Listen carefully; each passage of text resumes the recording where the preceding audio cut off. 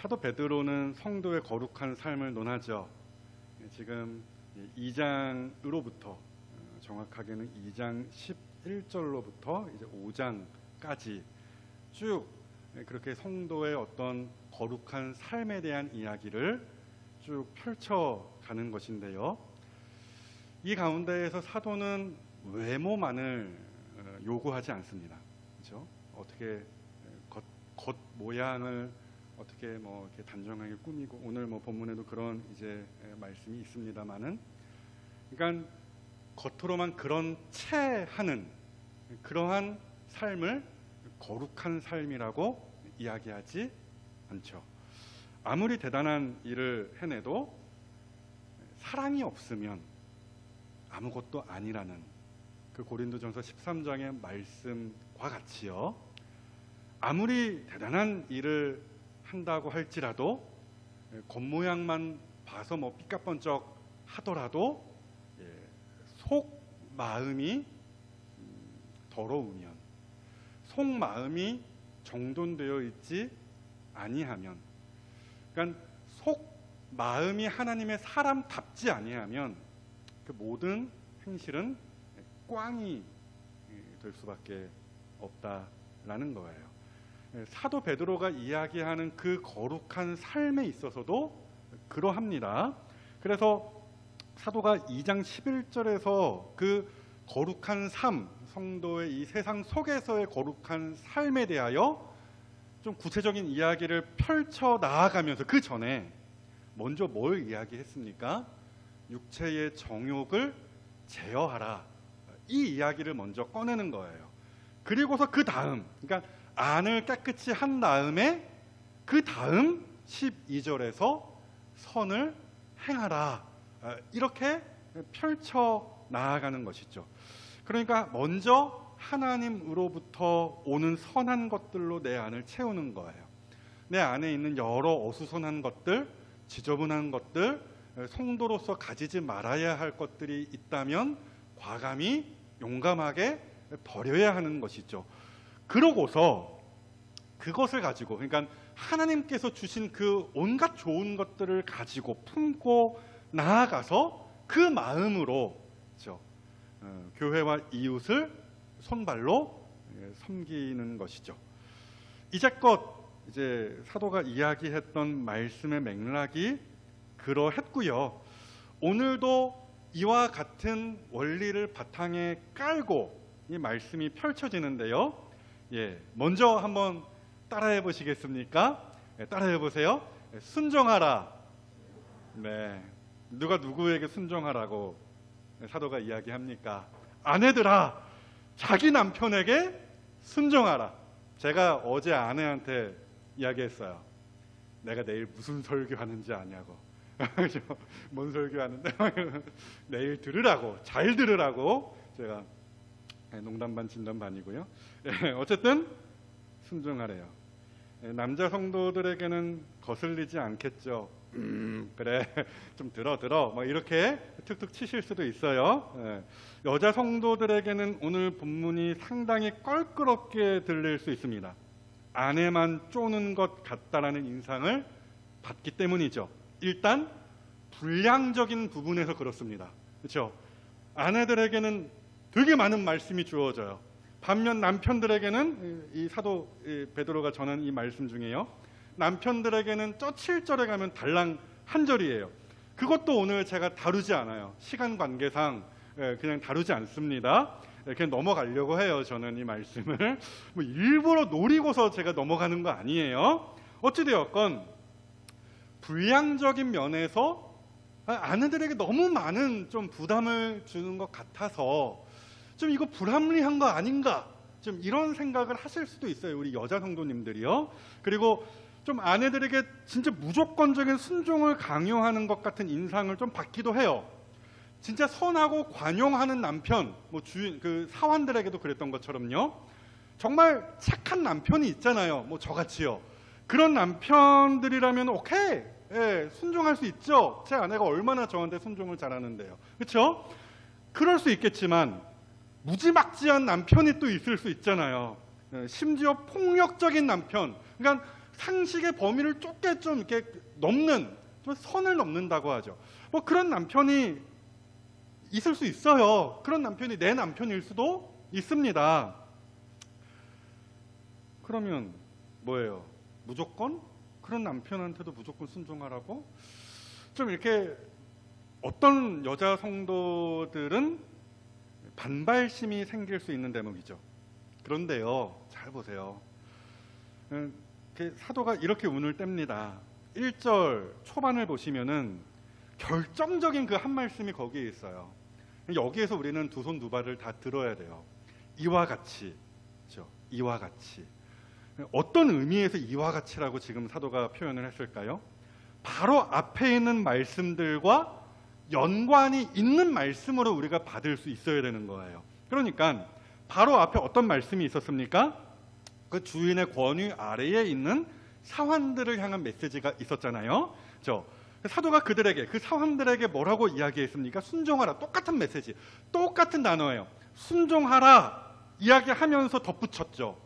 야, 선하고 관용하는 주인, 좋은 주인이 있지. 그 사람들에게 순종함이 마땅하고, 거기에 덧붙여서 뭐라고 이야기했다고요? 까다로운 주인, 까다로운 자에게도, 까다로운 주인에게도 어떻게 하래요? 적당히 봐서 적당히 살아라, 이렇게 하지 않고 순종해라. 좀 생각보다 센 말입니다. 이게 이따 더 보시겠지만, 순종해라, 죽어 지내라, 이렇게 가르쳤다라는 것, 여러분 기억하시죠? 똑같아요. 이와 같이. 사도 베드로가 그렇게 이야기하는 거예요. 이 이와 같이라는 이 말씀은 저 앞에 있는 2장 18절에 있는 그 사환들에게 주어진 그 순종하라는 그 말씀, 까다로운 자에게까지 순종하라는 그 말씀을 그대로 받는 문구가 되는 거예요.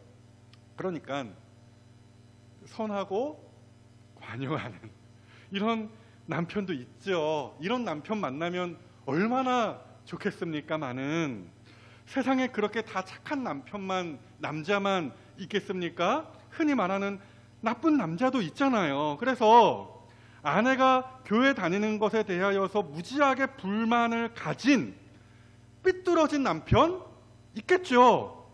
그런 남편이 오늘 본문에 이렇게 표현이 되어 있어요. 1절 중간에 보시면은 말씀을 순종하지 않는 자, 그 얘기예요. 그렇죠? 아내가 힘써서 예배드리며 봉사하며 헌금하며 신앙생활하는 것을 도저히 봐주지 못하는 그런 까다로운 남편, 말씀을 순종하지 아니하는 남편 있다라는 거예요. 구원과 거리가 먼 사람이 우리 집안에 있는 것이죠. 하나님을 아직 모르는 남편이 집안에 있는 거예요. 그 남편을 데리고 사는 아내들에게 일단 오늘 본문의 말씀이 주어진 걸로 보이는 것이죠. 뭐라고 사도가 가르칩니까? 순종하라. 그렇죠?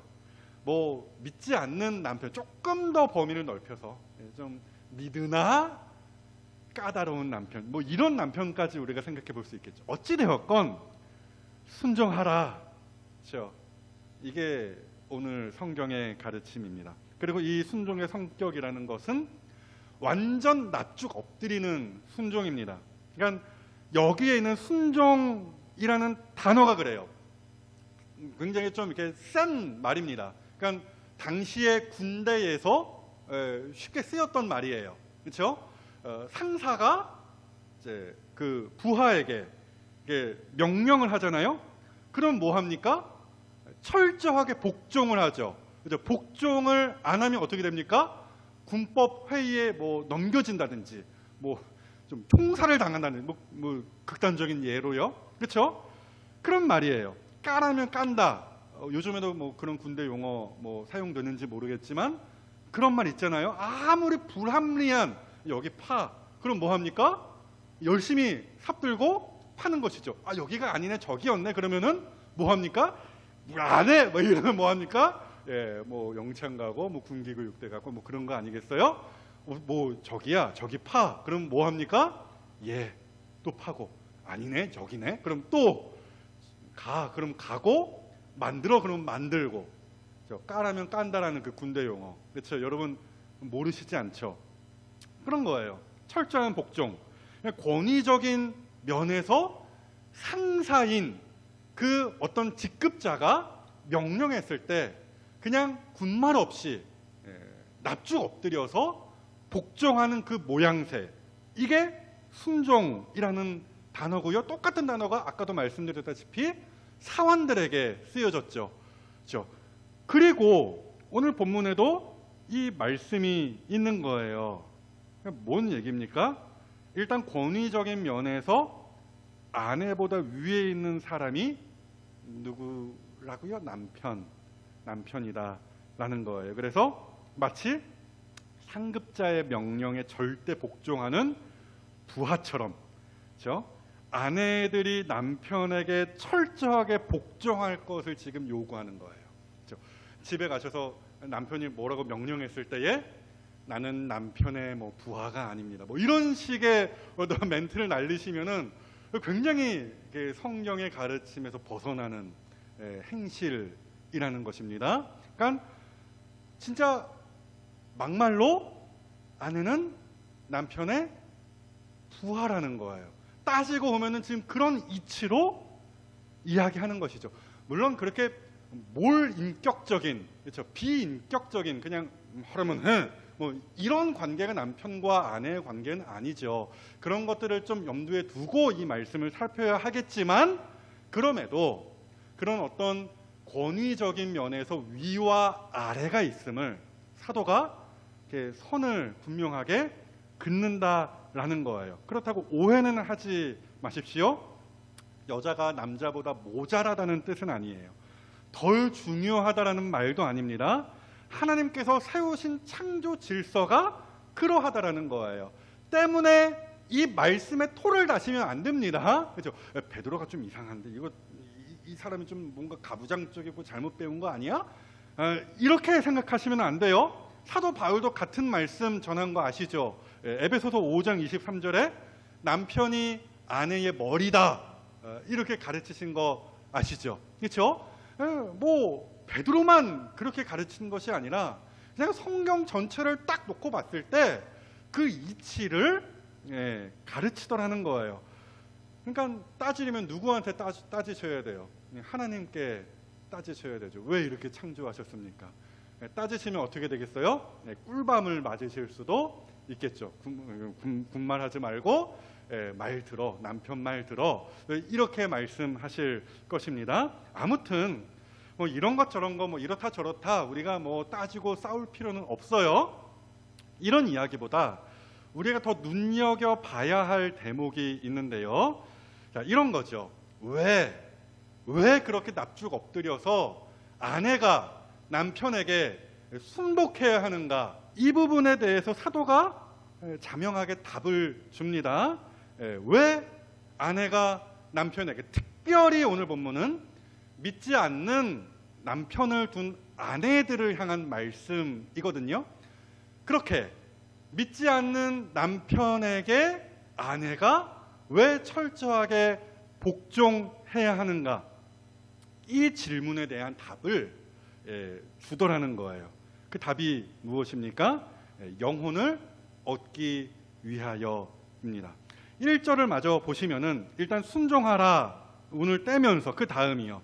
이는 이 순종의 목적이 있다는 거예요. 왜 순종? 왜 이렇게 이런 게 아니라 그렇게 순종의 삶을 살아야 하는 거국적인 목적 하나가 있는 것인데, 이는 혹 말씀을 순종하지 않는 자라도 말로 말미암지 않고 그 아내의 행실로 말미암아 구원을 받게 하려 함이니, 이렇게 되어 있죠.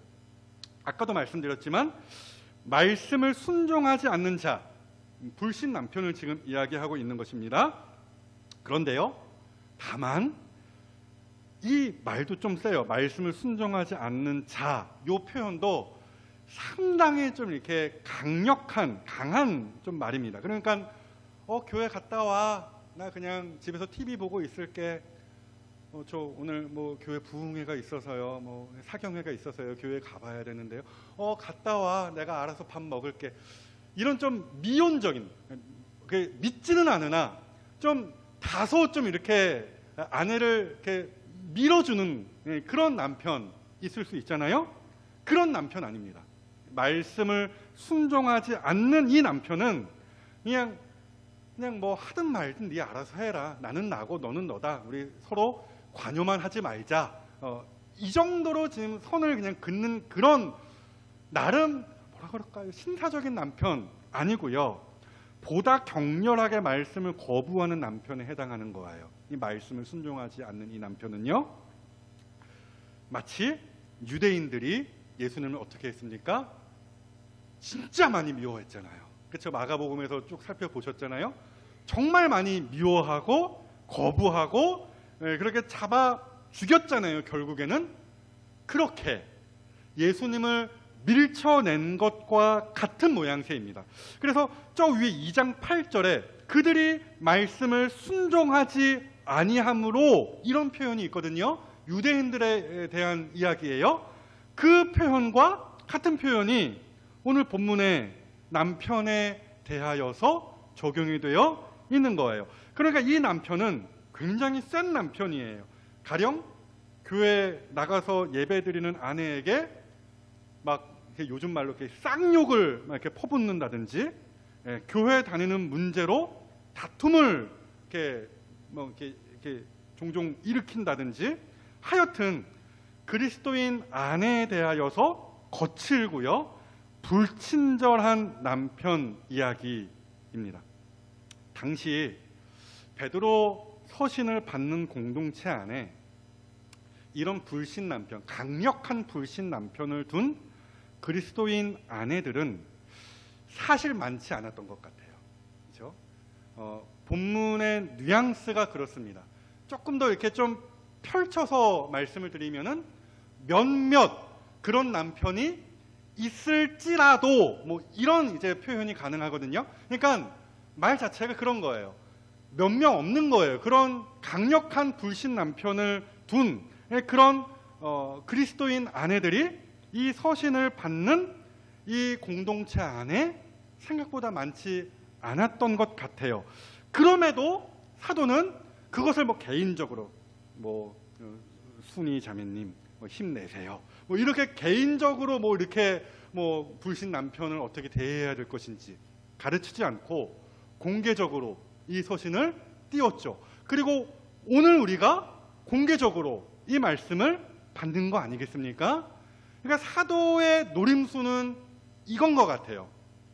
아내의 그 철저한 순종, 뭐 믿지 않는 뭐 어떤 남편을 둔 아내든지 뭐 어떤 아내든지 그 아내의 순종이 그 가정에서의 그 여자의 역할이 얼마나 크고 중요한지 그것을 가르치는 것이죠. 얼마나 선하고 아름다운 열매가 그 아내의 순종을 통하여 맺혀질 수 있는지를 오늘 이 공개적인 서신을 통하여서 사도 베드로가 가르치는 것이고요. 오늘 여기 많은 자매님들이 동일하게 그 가르침을 받고 있는 것이죠.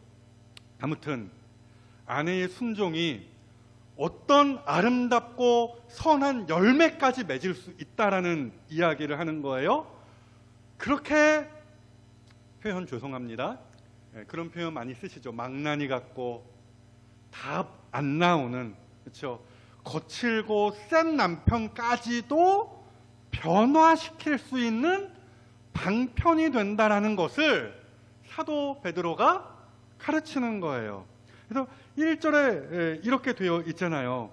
말로 말미암지 않고 행실로 말미암아 구원을 받게 된다. 그렇죠?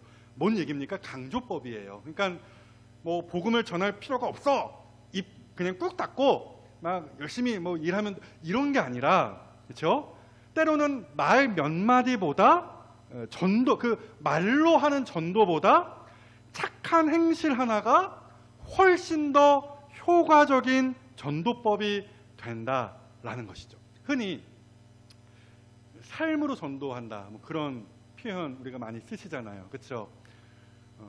순종하면서 전도하는 것이죠. 순종하면서 하나님의 영광을 보이고 소금과 빛의 역할을 감당하면서, 그렇죠? 그 가정을 하나님의 나라로 가꾸어 가는 것이죠. 그 이야기를 사도가 하는 것입니다. 그러니까 하나님께서는 우리의 어떤 말과 행실, 이 모든 것을 구원의 방편으로 사용하실 수 있다라는 말씀이에요. 그러므로 자매님들, 우리 아내들이요, 행실을 잘 단속하십시오. 오늘 집에 가셔서 우리 남편들 이렇게 써먹으시면 안 돼요. 이 설교 듣고 써먹으시면 안 돼요.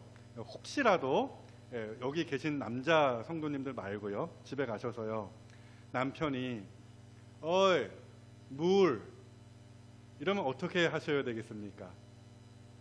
물 이렇게 탁 떠서 이파리 하나 탁 띄워서, 그렇죠? 예, 한번 따라해 보실까요? 예 주인님, 한번 따라해 보세요. 껄끄럽더라도 따라해 보세요. 예 주인님. 되게 기분 나쁘신 것 같은데요. 기분 나쁘실 것도 없는 분도 사실은 계시죠. 뭐 죄송합니다만은 어찌되었건 이런 사람이 있어요. 오늘 본문에 등장을 해요. 그렇죠? 본보기가 되는 사람이 나오죠. 누굽니까? 누가 이렇게 주인에게 하듯 남편을 대하며 복종했습니까? 아브라함의 아내 사라죠. 6절 저 뒤에 가셔서 보세요. 사라가 아브라함을 주라 칭하여 순종한 것 같이, 이 주가 우리 주님, 하나님, 그 주님 아니고요. 그냥 평상적인 용어예요. 주인, 그렇죠? 종이 주인님 이렇게 이야기하는 그 주인이에요. 아브라함을 뭐라고 칭하였다고요? 주인. 그렇죠? 그러니까 진짜 아브라함이 물 그러면 사라가 예 주인님 하면서 물을 드렸다라는 이야기예요. 그렇게까지 사라가 아브라함에게 순종했고요, 복종했고요. 그것을 세상 모든 아내의 본보기로서 오늘 이 성경 말씀이 여러 아내들에게 제시해주고 있습니다. 그러므로 이 말씀을 따라서 여러분들에게 일단 권면드립니다. 일단 아내들은요, 남편에게 복종함이 마땅하고요. 특별히요. 오늘 본문의 이 말씀대로 불신 남편을 두신 아내들 이 자리에도 있기 때문에 제가 특별히 꼬집어서 말씀을 드리는 것입니다. 불신 남편과 같은 남편들이 있어요. 그 남편들을 두신 아내들 어떻게 하셔야 돼요? 내 행실 하나가 내 남편을 구원하는 방편이 될 수 있다는 것을 염두에 두시고서 진짜로 남편을 주인같이 모시어야 하시는 것입니다. 이것이 하나님께서 기뻐하시는 것이고 오늘 본문의 표현대로 하나님 앞에 값진 것이에요. 그럼 그렇게 하실 수 있겠습니까? 하실 수 있겠어요? 김은혜 자매 하실 수 있겠습니까? 잘해요. 제 아내는요. 잘 하시기를.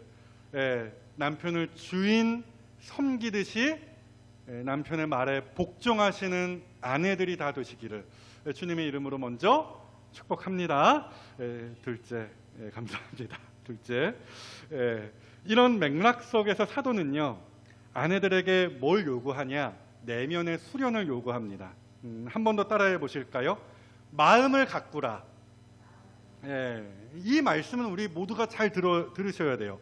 3절, 머리를 꾸미고 금을 차고 옷을 입는, 아름다운 옷을 입는 외모로 하지 말래요. 단장하지 말래요. 그렇죠? 외모를 꾸미는 것 꾸미셔야 됩니다. 적당히 꾸미시는 것도 사실은 상대방에 대한 예의가 될 수 있어요. 어찌되었건 이 외모를 꾸미는 것 자체를 금지시킨 것은 아니에요. 다만 사도의 말은 그거죠. 강조법이에요. 여기서도. 그렇죠? 그보다 더 중요한 일이 있다는 것을 알리고자 사도가 이런 이야기를 꺼내는 거예요. 그래서 4절을 더 보시면은 오직 마음에 숨은 사람을 온유하고 안정한 심령에 썩지 아니할 것으로 하라, 이렇게 이야기하죠. 그러니까 뭘 꾸미라는 것입니까? 내면을 단장해라, 꾸미라, 아름답게 치장해라, 그렇게 여러 아내들에게 권면하고 있는 것이에요. 그리고 여기에서 우리가 잡아야 할 포인트는 이것이에요. 이 모든 일은, 이 단장에 관한, 치장에 관한 모든 일은 어디로부터 나오는 것이냐? 잘 들으십시오. 하나님과의 관계 속에서 나오는 열매라는 사실을 우리가 주의 깊게 보셔야 된다는 거예요. 앞선 2절에서 이미 그 낌새를 우리가 찾아볼 수 있는 것인데요. 뭐라고 되어 있습니까? 아내들의 두려워하며 정결한 행실이라고 이런 표현이 있거든요. 좀 말이 알쏭달쏭한 것 같아요. 이게 어떤 식으로 해석이 가능하냐? 제가 한 가지만 말씀드릴게요. 일단 뭐냐? 하나님과의 관계예요. 두려워하며, 이 부분을 하나님과의 관계로 설명할 수 있다는 거예요. 하나님을 두려워하는 것이죠. 하나님을 경외하는 그 경건, 그렇죠? 하나님을 사랑하는, 하나님을 심써 예배하는 그 경건, 그것을 두려워함이라고 표현된 것으로 보는 것이죠. 그렇게 우선 아내들이, 아내들 뿐이겠습니까? 남편들도 마찬가지죠. 그렇죠? 우선 뭐가 되어야 돼요? 하나님과의 바른 관계가 세워져야 하는 것이죠. 그리고 그 다음에 뭐가 따라오는 것입니까? 정결한 행실, 그렇죠? 순수하고 흠잡을 곳이 없는 행실이 따라 나오는 거예요. 그렇죠? 어떤 이치로 사도 베드로가 이야기하는지, 이 말씀을 가는지 여러분 감을 잡으셔야 돼요. 그러니까 우선 뭐냐? 하나님을 사랑하고 하나님을 예배하는 자매요, 또한 동시에 형제가 되어야만 한다라는 거예요. 거기에서부터 행실이라는 열매가 나올 수 있음을 이미 2절에서 넌지시 사도가 말하였고요. 뿐만 아니죠. 4절에서는, 방금 읽어드린 4절에서는 대놓고 이야기를 해요. 오직 마음에 숨은 사람, 뭡니까? 영혼, 그렇죠? 속 사람을 이야기하는 거예요. 그것을, 그 내면을 뭘로 단장하래요? 썩지 아니할 것으로 하라. 단장하라는 것이죠. 썩는 것이 있죠. 그렇죠? 뭡니까? 땅의 것이라고 우리가 단박에 이야기할 수 있습니다. 땅의 것들. 그러니까 그냥 이 땅에 속한 것들은 영원하지 않은 거예요. 다 없어지는 것입니다. 썩는 것입니다. 말하자면. 근데 썩지 아니하는 것이 있다는 것이잖아요. 사도 베드로의 말이. 그게 뭡니까?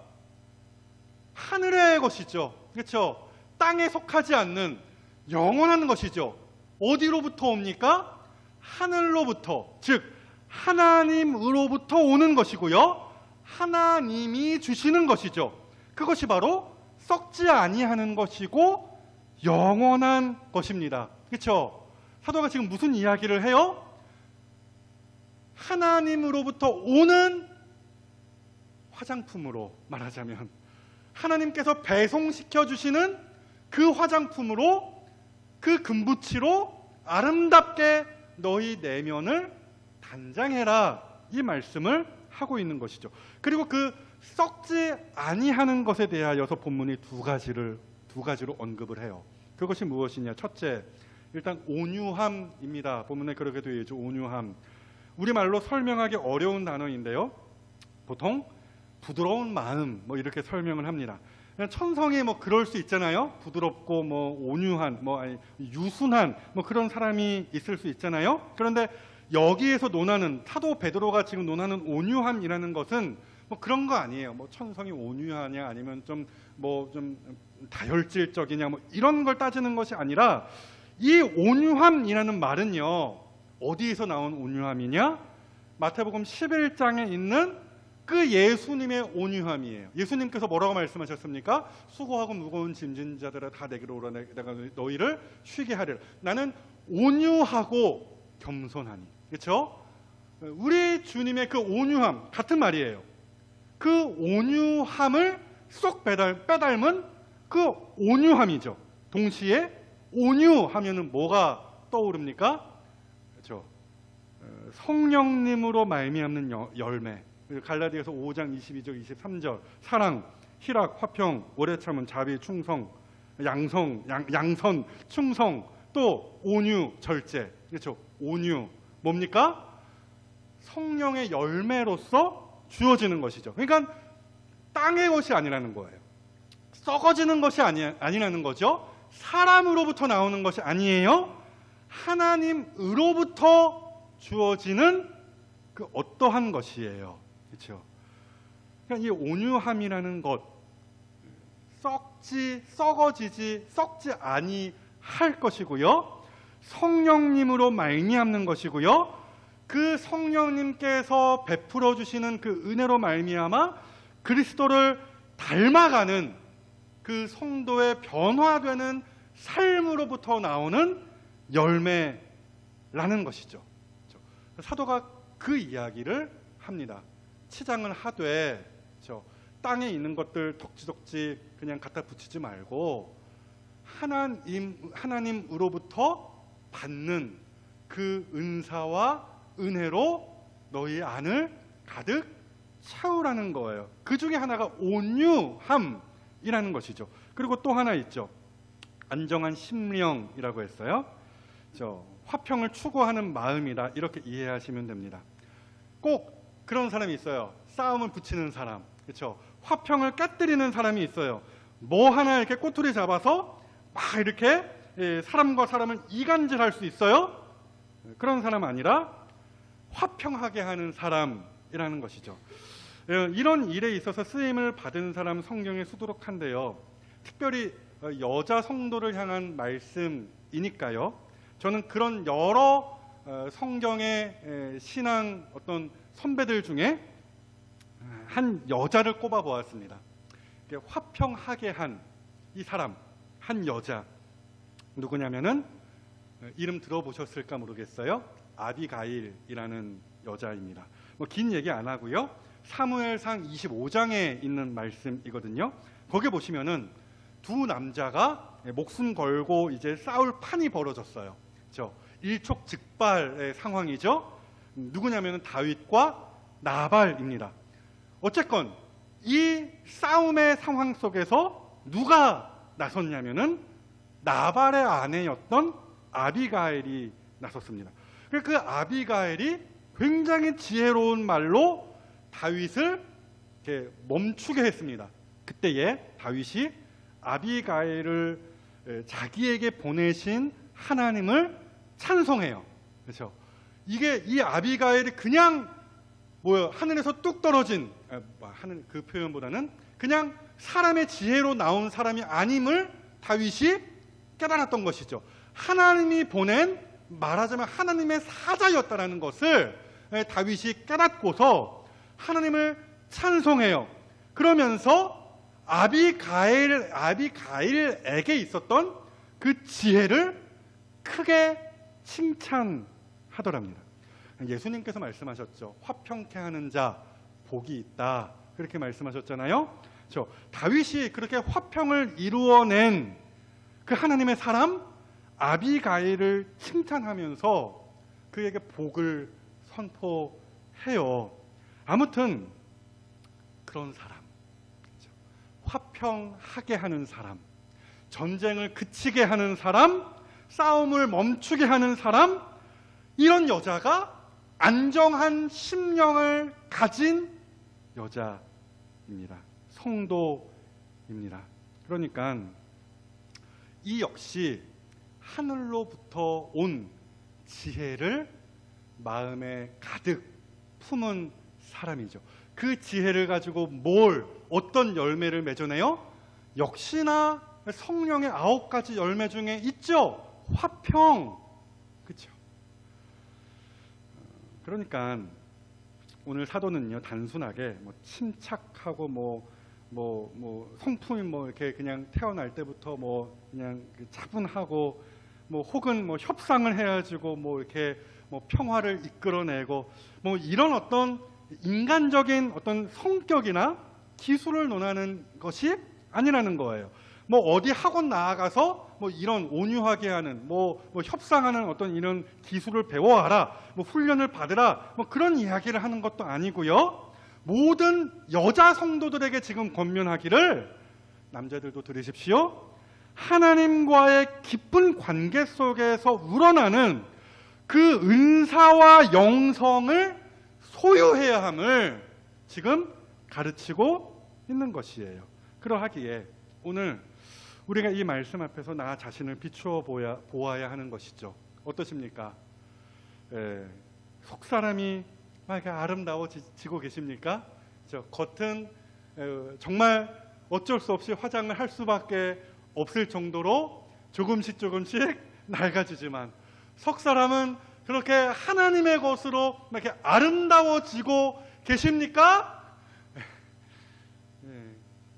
아니면 눈에는 눈, 이에는 이 남편 내가 복수하리라, 날마다 복수의 칼을 갈고 계십니까? 늙어봐, 내가 그대로 돌려줄 거야, 이런 거 있지 않습니까? 남자가 좀 늙으면은, 그렇죠, 어떻게 됩니까? 이 전세가 역전된다라고 보통 이야기하죠. 여자가 더 힘이 세지고 남자는 은매 기주고 이렇게 된다라는 거, 여러분 아시죠? 훗날을 막 기약하면서 칼을 갈고 계십니까? 그러지 않으시기를 축복합니다. 속사람이 아름다워지셔야만 해요. 그래서 하나님 보시기에, 하나님 앞에서 값진 것이라, 이런 표현 오늘 본문에 있잖아요. 그렇죠? 하나님 보시기에 와, 우리 순덕이 아름답네, 우리 봉옥이 언제 또 이름 불러보겠습니까? 제가 아름답네, 또 우리 해숙이 그냥 제가 보이는 대로 말씀드립니다. 우리 인숙이도 아름답고, 그렇죠? 죄송합니다. 어찌되었건 아름답다.